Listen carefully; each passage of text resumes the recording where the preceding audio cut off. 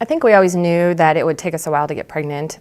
We dealt with infertility for a few years, and so that was kind of the focus. So once we did get pregnant and we had gotten through that kind of big infertility obstacle, nothing else was really on our radar as far as negative. So we found out we were pregnant and super excited. And it wasn't until we went in for our first appointment and had a first ultrasound that we knew something wasn't right. We went in at 9 weeks and the baby was measuring 6 weeks and there was no heartbeat and no blood flow. Waited a few days and went back and did a follow-up ultrasound and the same thing, no heartbeat, no blood flow.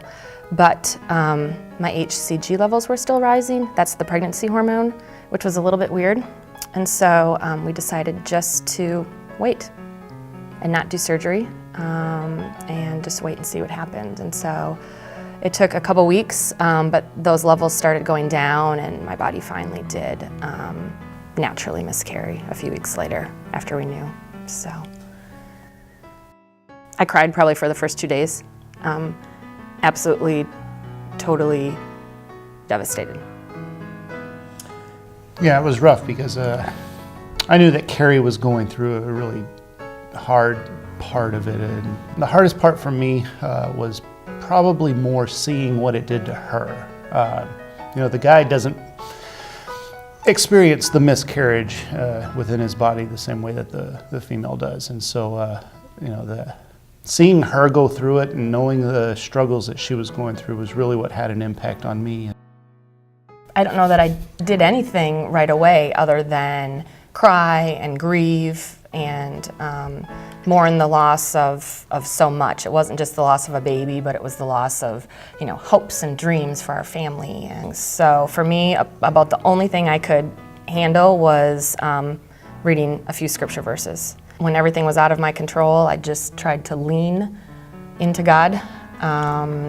But it was a several-month process for me for dealing with it. I would just focus on a few of those scripture verses, like Isaiah 55, 8 and 9 is still one. My thoughts are not your thoughts, and it's God talking about how His ways are higher than our ways.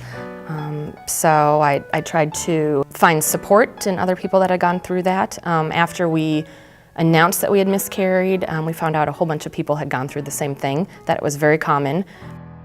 We ended up buying a willow tree figurine. What was the name of that? Remembrance. Remembrance, which was kind of for us just we don't want to forget what this was. I mean, God had created life and that life was taken away. And, not through anyone's cause or anything like that, but it was just something to remember. Life is a very precious thing that God gives, and it doesn't always last in this world, unfortunately. And so we would do that. I remember one time being in the room where we had set it up, and it just made me cry as I was thinking about it. She was going through the hard times. I knew that. And again, God doesn't go through it quite the same way, but it really made me realize my need to support her through it. We had some wonderful support, especially as a pastor at the time in a congregation, and they were very supportive, especially as Carrie said, when several of the ladies had gone through the same thing. So they understood some of what we were going through and were able to not be overly preachy or kind of give the false kind of hope, but really just were there with us. And that was perhaps the strongest thing for me, is knowing that they were still there, walking with us, caring for us, hurting with us. When we were in the midst of it, it was hard to navigate those painful waters, and how do you deal with disappointment with God, and but where we are now, and looking back, I can say definitely it's a part of our story. It's a part of who we are, and I'm a much different parent today as a result of those years that we had to go through, waiting and grieving. So after that first miscarriage, a whole nother year went by. We got pregnant again, and that also ended in miscarriage. But the interesting thing with the second pregnancy is I dealt with it a lot differently, which I was a lot more hopeful after that one instead of really getting depressed and kind of stuck in a dark place. And so that second pregnancy actually showed me that I had grown, that I had worked through a lot of the issues I had with the first pregnancy and issues I had with God, and feeling let down, and really felt like I was more hopeful. And so that was 2010. So our first miscarriage was 2009. Our second miscarriage was 2010. It wasn't until a whole year later, 2011, that we got pregnant with our daughter, and that pregnancy stuck. So we had a lot of time in between to really wait on God. When things were not in our control, we learned a lot about waiting and having to submit to God. So definitely we are more faith-filled as a result, I think, now of it. Yeah, just it made me think a lot more about the story of Job, where he had everything taken away from him, and kind of some of the experiences there made me think about the interactions that his friends had with him, where, it tells us in the beginning that they came and they sat with him for 7 days. It wasn't until they opened their mouths and tried to explain things that trouble started, and just really to have that, hey, let's just sit here and grieve with each other and support each other. You don't have to have the words, because a lot of times there are no words that can really help. And so that strengthened us, I think, a lot. I think our marriage came out a lot stronger after that. Again, just support your wife if you're a husband that's whose wife is going through it. You go through it as a family, but I think there's a difference there. And the husband, this is one of those moments where it's truly a sacrifice for your spouse, which I think is what God really intends throughout the gift of marriage. Be there, sit with her, pray for her, and be the shoulder that she can cry on and the rock that she can lean on. Allow yourself to grieve. Go through the grieving process, because that's important. For us, it was the first big loss that we had experienced as far as, death in our family. This was the death of our child. We hadn't really experienced death of family members or anything else before, and so it was a big loss. And it would be, a few months later, and I'd still be sad about something, or something would hit me, and I'd get hard on myself, like, come on, get over that. And it's like, no, give yourself permission to grieve. Be aware of anniversary dates, is what I call them.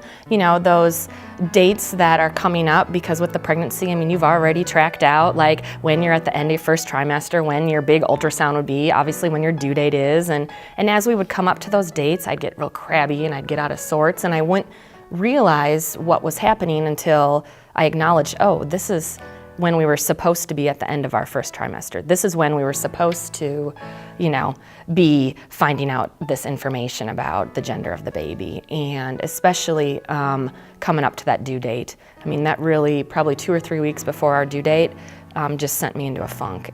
For me, I had a tendency to want to isolate myself. It was hard for me to be around friends who had young children, or friends who were pregnant at the same time I was, and watching them go along, and I really wanted to a lot of times hole up and be by myself, and that's okay, but be aware that that can be an unhealthy place to remain. I feel like there's a lot of good resources out there, not just books, but I feel like SHARE is an organization that deals with pregnancy loss and infant loss, and we tapped into a local SHARE group. We went to a balloon release in honor of both our babies, so this was after 2 miscarriages, and really celebrated their lives and gathered together with other people who had been through pregnancy loss, and that was helpful to have that type of support. I also saw a counselor after a few months.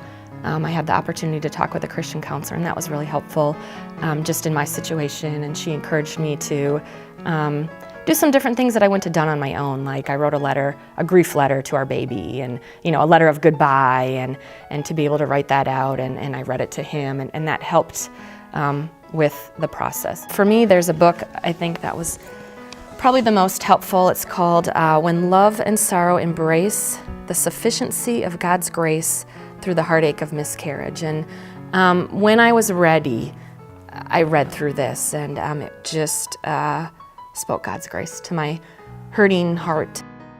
You're not alone in it.